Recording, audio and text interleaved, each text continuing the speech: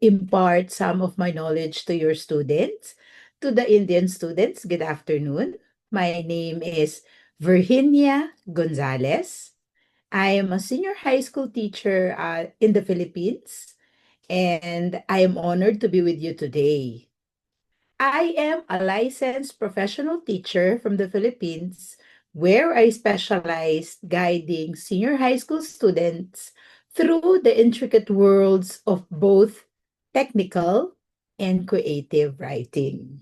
You know, when you're an English teacher, you should only choose one. You could be a technical writing teacher, or you could be a creative writing teacher, because these two types of writing are entirely different. So, writing for me is more than just putting words on a page. It's very complicated, it's very complex, because when you write, especially in the English language, it is we say that it's double standard when you are writing. Because when you're speaking, it's okay if you don't know the spelling of the word. Because you're speaking, once you say it correctly, it's okay. But when you are writing, you have to follow the correct spelling. So that's why. Now, it is writing is about clarity, being clear with your intent, with your intention, and with your expression. What do you want your readers to get from what you write? How are you going to convey your message to the readers? So that's one. So, Indian students, my goal for today is to share insights that bridge the gap between the structured technical communication and, of course, the limitless possibilities of creative writing and creative storytelling. May I ask you a question? Yes, please. What common mistakes do students make in classroom? My students, Angela Beatriz Camatoy, to share also her observations and the things that the students commonly made, or common mistakes of my students in my class.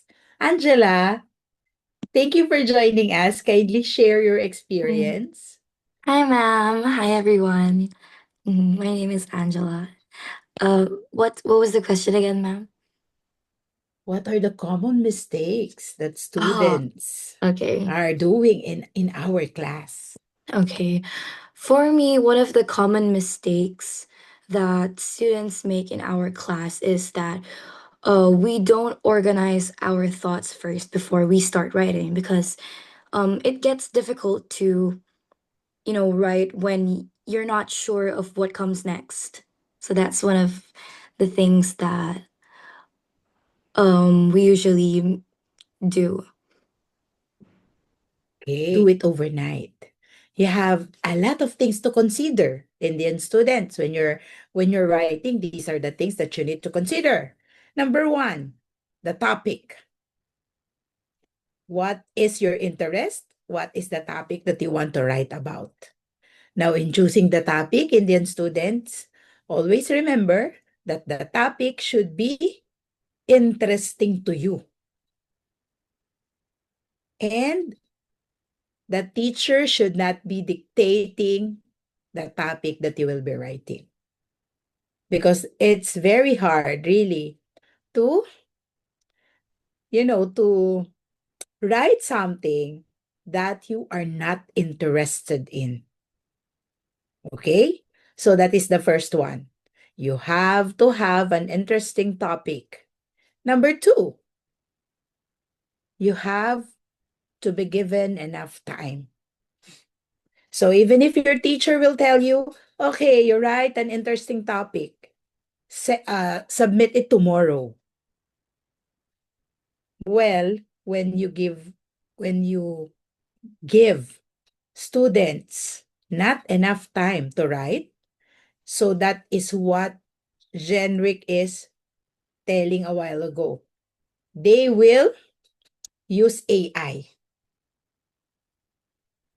And like what Angela is telling a while ago, they will submit a very disorganized output. Okay? So the uh, that is the common mistakes that my students are doing. And of course, the things that I'm doing to correct those mistakes. Students to be creative in writing. Can you open the camera and ask and try to introduce yourself first, please?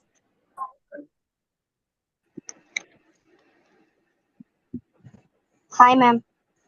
Turn on your camera. Hello. Mm. My name is Charanteja. I am studying 7th grader. Can I ask a question? Yes, of course. Go ahead. How do you encourage students to be creative in writing? Okay.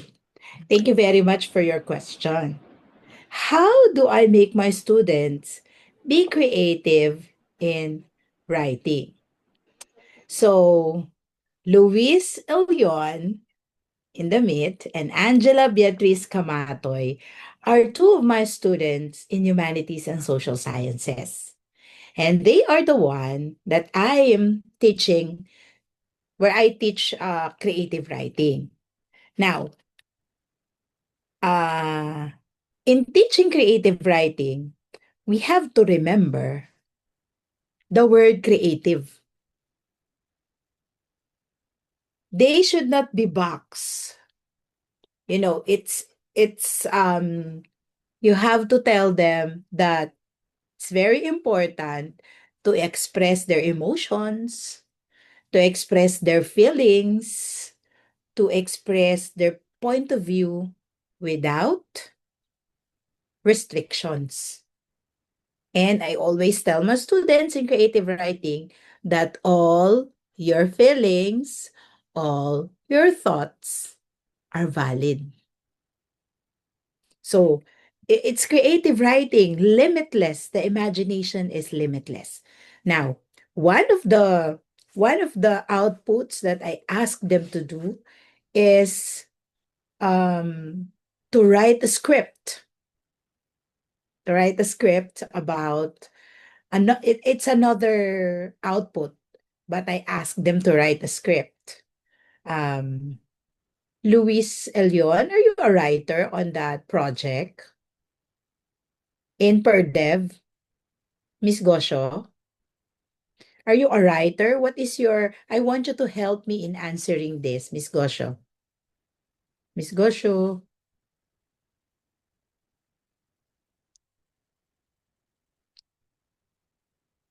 Yes, ma'am. How may I help? Miss Gosho, when I ask you to do a script, do we have restrictions? No, but the script needs to be according to what the topic is about. Yeah. And ma'am forces us to think, really think, and apply our creativity to the scripts and writing. And what else did you learn, Miss Gosho? Did you enjoy the task? Yes, The ma'am. the filming, the shoot and everything. Did you enjoy it? Yes, ma'am. It gave me opportunities to connect more with my classmates and become more one with them. Okay, thank you very much. So, how do I teach creative writing to my students? I allow them to be creative. I do not just I give them a topic, I give them the things that should be included. Of course, we have a rubric or we have a set of criteria to follow, but they are free to include things that they think is important with the script. So we have uh two groups in the class. And these two groups, they created two different types of perspectives. So the perspectives in, when you are writing a script, there should be a perspective. So it's either the perspective of the writer or of the actor, or a perspective of, an omniscient perspective, the perspective of somebody who knows everything. So we have two perspectives in the movie that they created. So the first perspective is, it's like a really short story. So they created a short story, they created a script. On the other output, they included all the perspectives of the actors. Both are excellent work.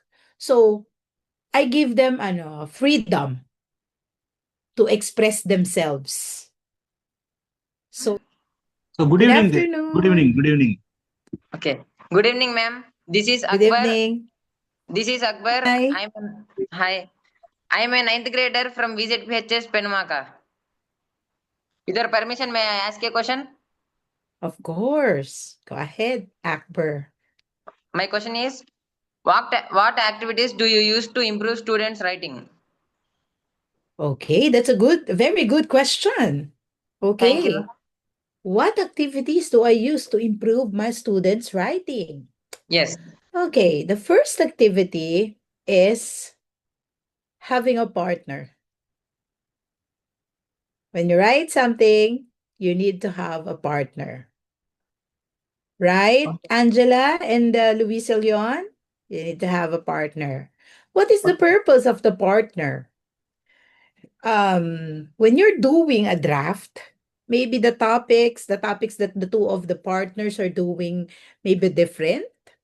But, when you are writing, whatever it is that you're writing, be it creative writing or technical writing, we follow the structure of the essay.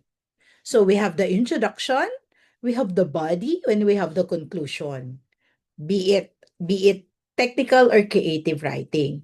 Now, why do we need a partner? So, the first thing that we need to do is to have a partner, because that partner will help you in writing your paper.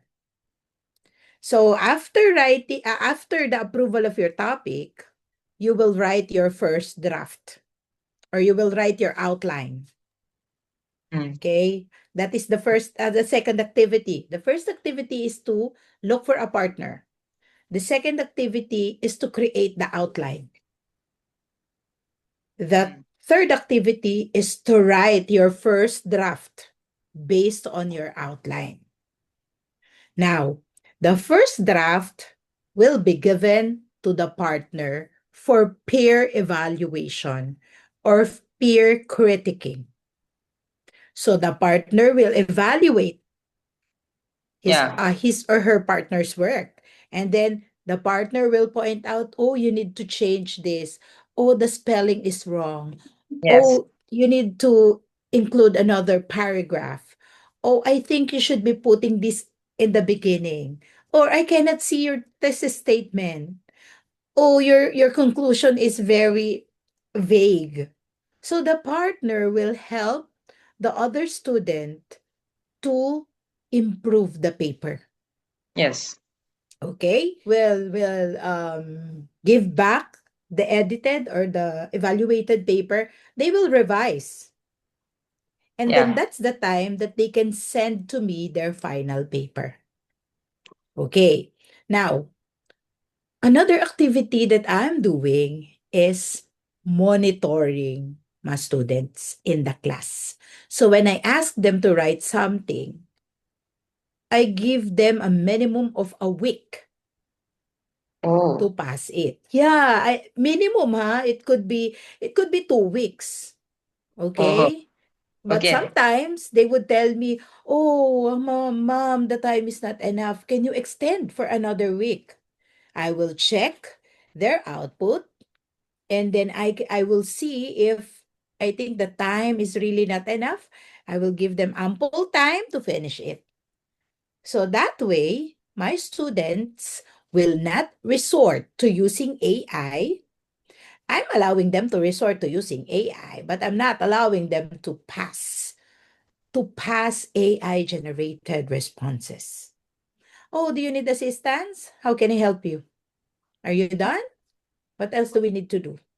So those Okay. are the things that I'm doing so that I can make sure that they are really writing and they are not resorting to AI. Thank you so much. Thank you for your question, Akbar. Thank you, Okay, ma'am. Revant, do you have any question?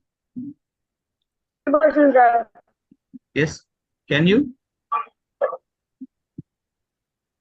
How do you teach students to writing good English? Oh, good question, Revant. So good English, I am teaching senior high school students.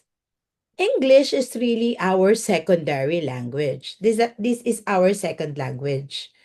Now, the assumption is that during my session with them, they are already good in English. That is the assumption, right? But of course, not everybody is good in using English and in writing using English. So I am giving them a tip in improving their vocabulary. How?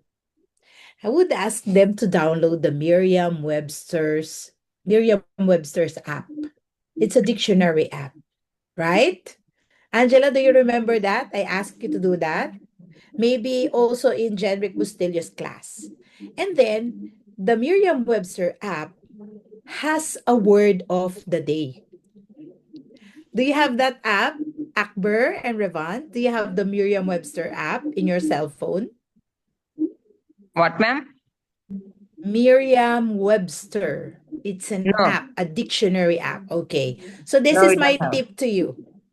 You download that app and it has every day it features a new word. Okay, ma'am. Every I will day. do it. Now, if you open the app every day, you will improve your vocabulary. 365 new words in 1 year. Okay, ma'am. I will. Yeah, if you are that diligent. But I'm telling my students, oh, if you cannot do it every day, you can do it every week. Okay? Okay. So how Okay, many ma'am. weeks do we have in 1 year? We have around 54 weeks, I think. Yes. So if you're studying the Merriam-Webster app every Sunday, you get the new word and you have 54 new words in your vocabulary. Okay. So, enrichment of the vocabulary. Now you're really lazy. You really do not have time to open the app. You please do it even if it's once a month. So in 1 year, you'll have 12 new words in your vocabulary. Yes, ma'am. And then you try to use those words in your daily conversation. Yes, ma'am. Okay? Only